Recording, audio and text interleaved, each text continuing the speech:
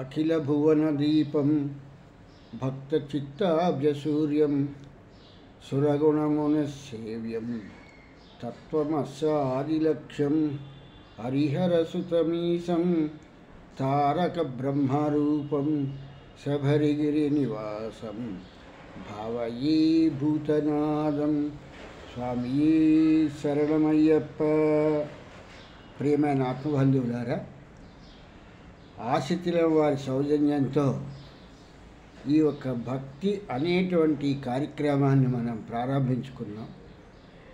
ఈ యొక్క ప్రారంభించుకున్నటువంటి ఈ భక్తి కార్యక్రమంలో మూఢభక్తి కాదు మనకి కావలసినటువంటిది, జ్ఞానముతో కూడినటువంటి భక్తిని మనం పొందాలి అనేటువంటి విషయాన్ని ఈ యొక్క ఆశితుల నుంచి చెప్తున్నటువంటి విషయము. కనుక ఏదో కొబ్బరికాయలు కొట్టేసి హాత్ కర్పూరాలు వెలిగించేసి అగరత్తులు ధూపం వేసేసి చేసినటువంటి పిండి వంటలని నైవేద్యం పెట్టేసినంత మాత్రం చేసిన అది భక్తి అని అనిపించదు. భక్తిలో అదొక క్రియ కింద అనిపిస్తుంది తప్పితే అది ఎంతసేపు మూఢభక్తి కిందే ఉంటుంది తప్పితే ఈ యొక్క మూఢభక్తి ఆఖరి చివరికి మూర్ఖత్వానికి తీసుకెళ్ళకూడదు అనేటువంటిదే వేడుకునేటువంటిది ఈ యొక్క విషయం అన్నమాట. ఎంతసేపు కూడా మా యొక్క తాతలు ఇలా చేశారు, మేము ఆ ఒక్క తాతగారి వంశంలో నుంచే వచ్చాం కాబట్టి మా పనులు కూడా ఇలా ఉంటాయి అని చెప్పేసి వీళ్ళు తాతల తాలూకు గొప్పతనాన్ని చాలా బాగా చెప్తూ ఉంటారు. చాలా బాగుంది. ఈ విషయాన్ని ఎవరు కాదనలేరు. వాళ్ళ వంశ చరిత్రను వాళ్ళు చెప్పుకోవటంలో ఎవరికి కూడా ఎటువంటి అభ్యంతరము లేదు. కానీ వీటితో పాటు కొన్ని కథలని కూడా, ప్రాచీన కథలను కూడా వింటే ఆ కథలలో జరిగినటువంటి పరిస్థితి ఏమిటి అనేటువంటి విషయం కూడా మనం గ్రహించవలసిన విషయము. ఈ యొక్క భక్తిలో మీరాబాయి ఏమో ఈ యొక్క కలియుగంలో ఉంటే, ఈ యొక్క కలియుగానికన్నా ముందర అన్నట్టుగాను ఈ యొక్క యోగ వాసిష్టంలో ఈ యొక్క వశిష్ఠుల వారు రాసుకొస్తారు. ఈ యొక్క చూడాల అనేటువంటి ఆమె కథని రాసుకుంటూ రావటం జరుగుతుంది. అలాగే రామాయణ కాలంలో కూడా ఆ యొక్క జనక మహారాజు కొలువులో ఈ యొక్క యాజ్ఞవల్కుడితో పాటు గార్గి అనేటువంటి ఆవిడ, మైత్రేయి అనేటువంటి ఆవిడ కూడా ఉండటం జరిగారు. వాళ్ళు కూడా స్త్రీలైనప్పటికీ కూడా ఈ యొక్క బ్రహ్మ విద్యా సాంప్రదాయంలో ఎంతో అగణితమైనటువంటి ప్రఖ్యాతి గాంచినటువంటి వాళ్ళు ఈ యొక్క గార్గి అనేటువంటి ఆవిడ, ఈ యొక్క మైత్రేయిని అనేటువంటి ఆవిడ, వీళ్ళిద్దరినీ కూడా చెప్పడం జరుగుతూ ఉంటుంది. అంటే ఎంతసేపు మేమే పురుషులమే చేస్తున్నామనేటువంటిది ఈ యొక్క మీరాబాయి చెప్పినట్టుగా ప్రకృతిలో స్త్రీతత్వము పురుషతత్వము అనేటువంటిది వేరుగా లేదు అనేటువంటి విషయాన్ని ఇక్కడ ముఖ్యంగా తెలుసుకోవాల్సిన ముఖ్యమైన విషయము. ఇక్కడ చాలామంది ఏం చేస్తారంటే, మేము ఈ యొక్క సన్యాసి వ్రతం తీసుకున్నాము, ఈ సన్యాసి దీక్ష తీసుకుని మేము ఆడవాళ్ళతో మాట్లాడము అని చెప్పేసి ఇలా వీళ్ళు చెప్పడం జరుగుతూ ఉంటుంది. ఇది వీళ్ళ భ్రమో లేకపోతే మాయో, ఈ రెండింటికి కూడా తెలియలేనటువంటి ఒక స్థితో అని అనిపిస్తూ ఉంటుంది. ప్రకృతిలో ప్రకృతే విడతీయలేదు, స్త్రీ పురుషులు అనేటువంటి తత్వాన్ని ప్రకృతే విడతీయలేదు.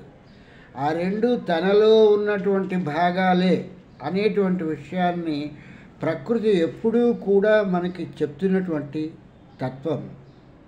ఈ ప్రకృతిలో ఉన్నటువంటి శక్తి శక్తి శక్తి అని చెప్తున్నటువంటిది కూడా అది స్త్రీయా పురుషుడా అనేటువంటిది లేకుండా శక్తి అనేటువంటి దాన్ని స్త్రీ పురుషులకి అతీతమైనటువంటి బలము, శక్తి అంటే బలము అనేటువంటిది ఈ యొక్క ప్రకృతి మనకు చెప్తున్నటువంటి ఒక ముఖ్యమైనటువంటి విషయం. అయినా కూడా మనం అజ్ఞానాంధకారంలో ఉండి ఒక అయ్యప్ప దీక్ష తీసుకుంటే మేము ఆడవాళ్ళతో మాట్లాడము అని చెప్పేసి వీళ్ళు మాట్లాడుతూ ఉంటారు. అసలు ప్రకృతిలో సృష్టి కార్యక్రమం జరగాలంటే ఎక్కడ జరుగుతుంది? ఆ అయ్యప్ప కథలో చెప్పినట్టుగా మహావిష్ణువుకి శివుడికి సంగమం జరిగితే అయ్యప్ప పుట్టినట్టుగా వీళ్ళందరూ అలా పుట్టట్లేదే. వీళ్ళందరూ వీళ్ళ తల్లి గర్భంలో నుంచి రావాల్సినటువంటి వాళ్ళే తప్పితే వేరే ప్రత్యేకంగా ఎక్కడి నుంచో వచ్చేటువంటి వాళ్ళు కదా. మరి వీళ్ళలో ఉన్నటువంటి ఈ మూర్ఖత్వం ఎప్పటికి తొలుగుతుంది?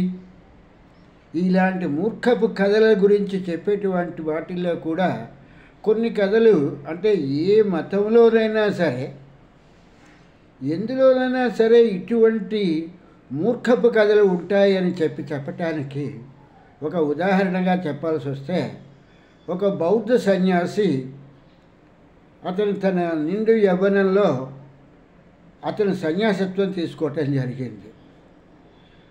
ఆనాటి కాలంలో సన్యాసులకు ఉన్నటువంటి దీక్షలో మొదటి భాగము వాళ్ళు 3 రోజుల కన్నా కూడా అంటే 3 రాత్రుల కన్నా కూడా ఒక ప్రదేశంలో వాళ్ళు స్థానికంగా ఉండటానికి వీల్లేదు.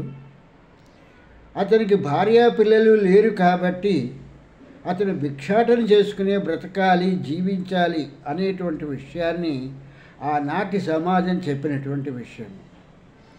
ఈనాడులాగా ఆశ్రమాలు కట్టేసుకుని సన్యాసాశ్రమానికి కుటుంబీకులందరూ పెళ్ళాం పిల్లలతో సైతం వెళ్ళిపోయి కాటేజీలు తీసుకుని ఉండేటువంటి సాంప్రదాయం కాదు. కాబట్టి ఆ రోజుల్లో సన్యాసి అనేటువంటిది ఈ ఎల్లోరా, అజంతా ఇలాంటి ఈ ఒక గృహాలలో ఆ బౌద్ధ సన్యాసులు ఉండి వాళ్ళు ధ్యానం చేసుకుంటూ ఉండేవాళ్ళు. ఇటువంటి సమయంలో ఒక నిండు యవ్వనంలో ఉన్నటువంటి ఒక బౌద్ధ సన్యాసి రోజు కూడా భిక్షాటనకి ఆ ఒక గ్రామంలోకి వెళ్తూ ఉండేవాడు. ఆ భిక్ష వేయటానికి ఒక ఆమె వస్తూ నిండుగా ముసుగు వేసుకుని తన కళ్ళు మాత్రమే కనిపించేటట్లుగా ఆ ఒక్క బౌద్ధ భిక్షువుకి ఆ భిక్ష సమర్పించడం జరుగుతోంది. ఇలా కొంతకాలం అయిన తర్వాత శాస్త్ర పద్ధతి ప్రకారం అయితే 3 రాత్రుల కన్నా 4వ రాత్రి ఆ ఒక్క సన్యాసి అక్కడ ఉండటానికి వీల్లేదు. కానీ ఈ నియమాలన్నింటినీ కూడా గట్టెక్కించేసి ఆ బౌద్ధ సన్యాసి ఆమె తాలూకు కళ్ళను చూసి ఆమె కళ్ళు చాలా బాగున్నాయి, చాలా అందంగా ఉన్నాయి, చాలా ఆకర్షణీయంగా ఉన్నాయి అని చెప్పేసి అనుకుని అతను ఆ ఒక్క ఊర్లందే ఉండటం తటస్థించింది. ఒక రోజున భిక్ష వేస్తూ ఉండగా అనుకోకుండా పెద్ద గాలిలాగా వచ్చి ఆమె వేసుకున్నటువంటి ఆ ముసుగు కాస్త తొలగిపోయి ఆమె ముఖార విందమంతా కూడా ఈ బౌద్ధ సన్యాసికి కనిపించటం ప్రారంభించింది. ఈ బౌద్ధ సన్యాసిని ఆమె ముసుగు వేసుకుంది, కానీ తన కళ్ళతో ఈ బౌద్ధ సన్యాసిని చూడటం మూలంగా ఈ బౌద్ధ సన్యాసి చాలా అందంగాను నవ యవ్వనంలోనూ ఉన్నాడు అనేటువంటి విషయాన్ని ఆ ప్రౌఢ స్త్రీ గమనించడం జరిగింది. ఎప్పుడైతే ఈ ఒక్క గాలికి ఈ ముసుగు తొలగిపోయిందో ఈ బౌద్ధ సన్యాసి తాలూకు ఈ యొక్క మమకారం బయటకు వచ్చి తన మనసులో ఉన్న కోరికని ఆ ప్రౌఢ యువతితో చెప్పడం జరిగింది. ఆ ప్రౌఢ యువతి కూడా ఈ యొక్క బౌద్ధ సన్యాసి మాటలను అంగీకరించి ఈ భిక్షాటన చేసుకుంటూ ఇలాగ ఉండటం ఏంటి, హాయిగా మనం వివాహం చేసుకుని ఈ యొక్క పొలం సాగుబడి చేసుకుంటూ మనం బ్రతకచ్చు కదా అని చెప్పేసి చెప్పడంతో ఆ బౌద్ధ సన్యాసి ఆ సన్యాసత్వానికి స్వస్తి చెప్పి ఆ స్త్రీని వివాహం చేసుకుని ఆమెతో చక్కగా అదే గ్రామంలో కుటుంబాన్ని ఏర్పాటు చేసుకుని ఆ ఇంట్లో నివసిస్తూ ఆ ఒక్క సేద్యం చేసుకుంటూ బ్రతకటం జరిగింది. ఇలాంటి కథలన్నీ కూడా ఈ ఒక్క బౌద్ధుల తాలూకు కథలలో చాలా ఉన్నాయి. 1-2 కథలు కాదు, చాలా కథలు ఉన్నాయి. ఆమ్రపాలి కథ తీసుకున్నా కూడా అలాగే ఉంటుంది. మిగిలినటువంటి ఈ బౌద్ధ సన్యాసుల తాలూకు కథల్ని మనం గమనిస్తే ఇటువంటి కథలే ఉన్నాయి. సాక్షాత్తు బుద్ధ భగవానుడు ఉంటున్నప్పుడే బుద్ధ భగవానుడి తాలూకు తమ్ముణ్ణి బౌద్ధ సన్యాసిగా మారుస్తాడు బుద్ధ భగవానుడు. అది కూడా 16 రోజులు పండగ అవ్వకుండానే ఆ తమ్ముడిని తీసుకొచ్చి అతనికి సన్యాసత్వం ఇవ్వటం జరుగుతుంది.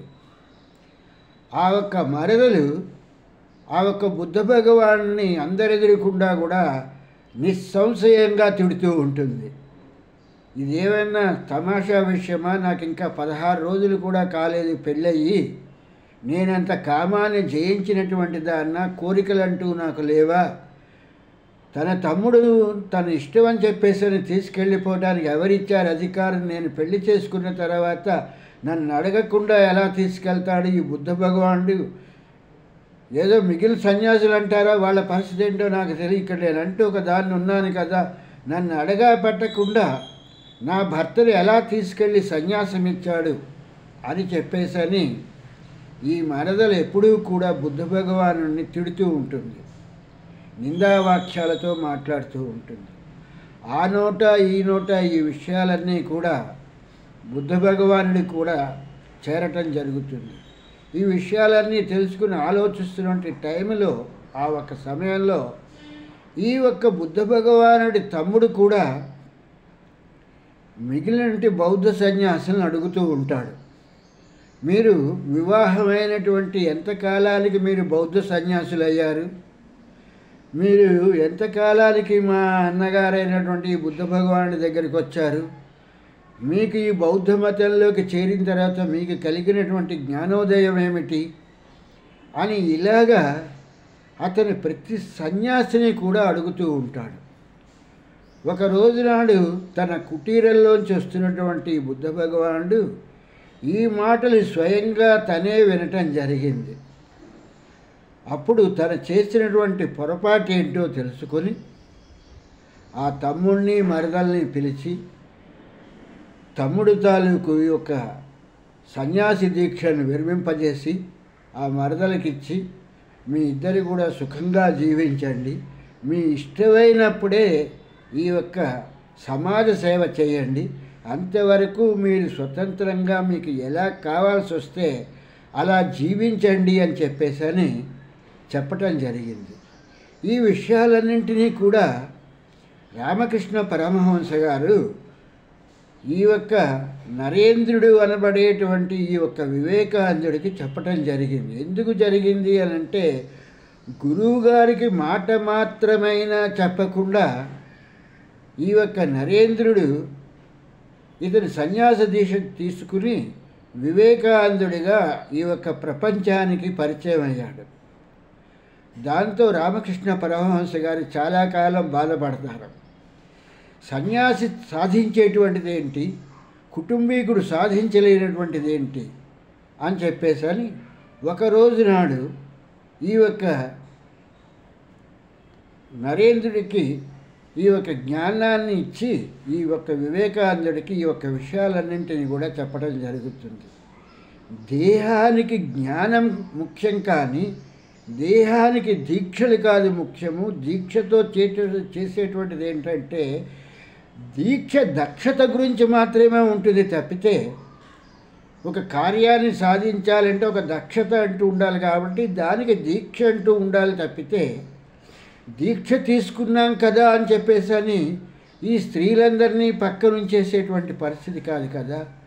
నీవు నా దగ్గర ఉండి నేర్చుకున్నటువంటిది ఏంటి? నా భార్య అయినటువంటి శారదాదేవిని చూశావు, అలాగే బ్రాహ్మణ భైరవిని చూశావు. బ్రాహ్మణ భైరవి స్వయంగా నాకు సేవ చేస్తున్నటువంటి విషయాలన్నీ చూశావు. మరి నేను అమ్మవారి భక్తుని కదా, అమ్మవారి భక్తుడినై నేను వాళ్ళలో అమ్మవారిని చూశాను తప్పితే వాళ్ళలో స్త్రీతత్వము అనేటువంటి విషయాన్ని నేను ఏనాడు కూడా గమనించలేదు. వాళ్ళని వదిలేసేసి నేను సాధించేటువంటిది ఏంటి? ప్రకృతిలో ఈ యొక్క స్త్రీ పురుషులు అనేటువంటిది రెండూ కూడా చిరు సమానమైనటువంటి విషయమేను.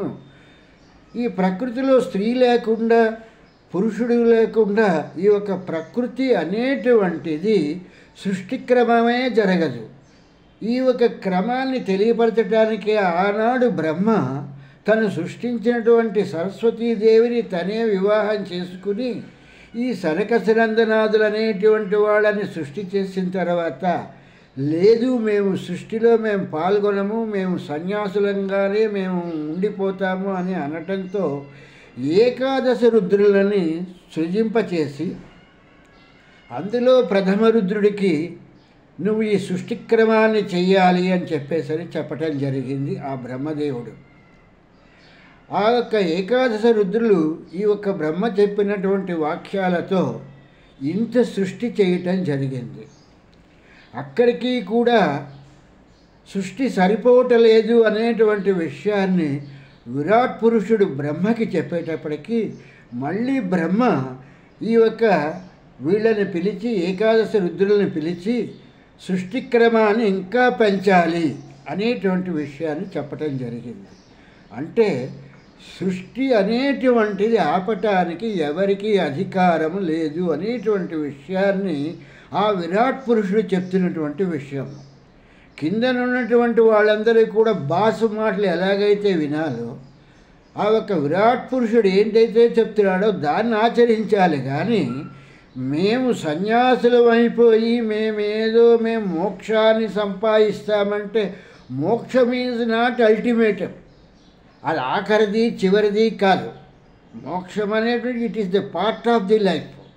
అది జీవితంలో ఒక భాగమే తప్పితే అది అల్టిమేటం కాదు, అది చివరైనటువంటి విషయం కాదు. ఈ విషయాలు ఏవీ గమనించకుండా ఎవరికి వాళ్ళు మేము సన్యాసులు అయిపోయామంటే వాళ్ళ కర్మ వాళ్ళ గ్రహచారమో తెలియదు. కానీ కొంతకాలం అయ్యేటప్పటికల్లా ఎటువంటి వాళ్ళకైనా సరే అంటే ఇలాగ నేను మాట్లాడుతున్నానని ఈ ఒక విషయాన్ని పెద్దలైన వారు ఎవరు కూడా తప్పు పట్టాల్సినటువంటి పని లేకుండా నేనే క్లారిఫికేషన్ చెప్తున్నాను. అసరాని బాబా అని చెప్పేటువంటి ఒక బాబా గారు ఉన్నారు.